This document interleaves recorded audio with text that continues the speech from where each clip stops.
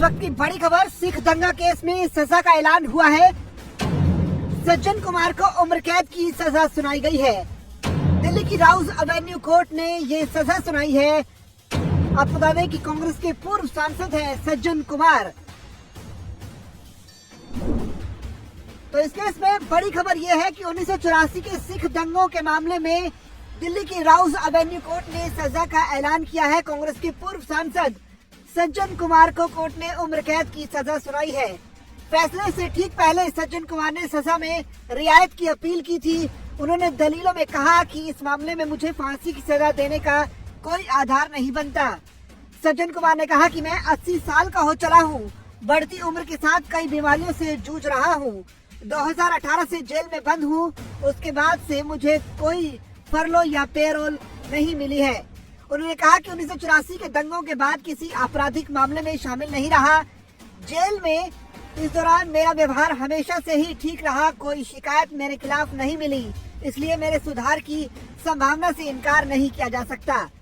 सज्जन कुमार ने कहा कि 3 बार सांसद रह चुका हूँ, सामाजिक कल्याण के लिए कई प्रोजेक्ट्स का हिस्सा रहा हूँ, अभी भी खुद को निर्दोष मानता हूँ। कोर्ट इस केस में उसके लिए मानवीय पहलू को ध्यान में रखते हुए न्यूनतम सजा को मुकर्रर करे। यानी एक इतना बड़ा अपराधी जिसने कत्लेआम किया 1984 के सिख विरोधी दंगों के दौरान, वो अब कोर्ट के सामने अपने सजा को लेकर रियायत मांग रहा है। कितनी शर्म की बात इसे समझ के आ सकती है, क्योंकि बहुत ज्यादा कत्लेआम मचाया था 1984 में। जो पीड़ित परिवार थे आज तक वो जख्म नहीं भूल पाए जो उस वक्त उन्हें मिला था। बहरहाल अब जो है अपनी सजा का ऐलान कोर्ट ने कर दिया। इस तरह से सज्जन कुमार को उम्र कैद की सजा सुनाई गई है। दोपहर 2 बजे के बाद फैसला ये सुनाया गया है। कोर्ट ने 21 फरवरी को सजा पर फैसला सुरक्षित रख लिया था। तो आपको बताएंगे पीड़ित पक्ष ने सज्जन कुमार के लिए मौत की सजा मांगी थी। हालांकि सज्जन को 12 फरवरी को ही दोषी ठहरा दिया गया था।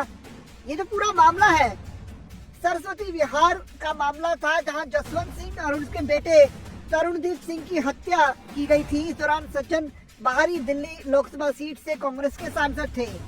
इस समय वो दंगों से जुड़े एक अन्य मामले में तिहाड़ जेल में बंद हैं और उम्र कैद की सजा काट रहे हैं।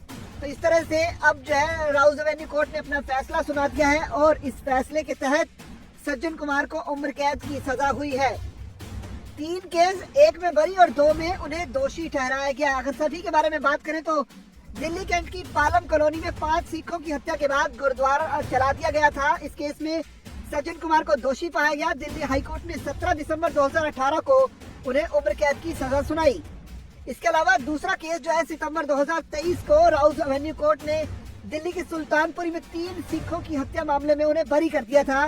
दंगे में सीबीआई के एक अहम गवाह चांद कौर ने आरोप लगाया था कि सज्जन भीड़ को भड़का रहे थे। जबकि जो तीसरा मामला है वो 1 नवंबर 1984 को सरस्वती विहार में सरदार जसवंत सिंह और उनके बेटे तरुणदीप सिंह की हत्या से जुड़ा है। दंगाइयों ने लोहे की सरियों और लाठियों से हमला किया था। उसके बाद दोनों सिखों को जिंदा जला दिया गया था। 12 फरवरी 2025 को दोषी ठहराए गए थे सज्जन कुमार, जबकि 25 फरवरी यानी आज उन्हें उम्र कैद की सजा सुनाई गई है। तो इस तरह से उन्होंने अपने लिए रियायत की अपील की थी, लेकिन कोर्ट ने रियायत नहीं दी है।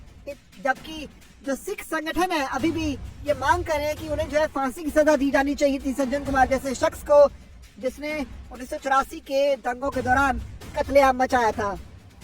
बहरहाल अब जबकि राउज एवेन्यू कोर्ट की तरफ से फैसला आ चुका है, अभी दोनों ही पक्षों के पास एक ऑप्शन और भी है कि वो ऊपरी अदालत में इस केस को लेकर अपील कर सकते हैं। देखना पड़ेगा कि अब सज्जन कुमार के वकील क्या ऊपरी अदालत का रुख करते हैं या फिर नहीं।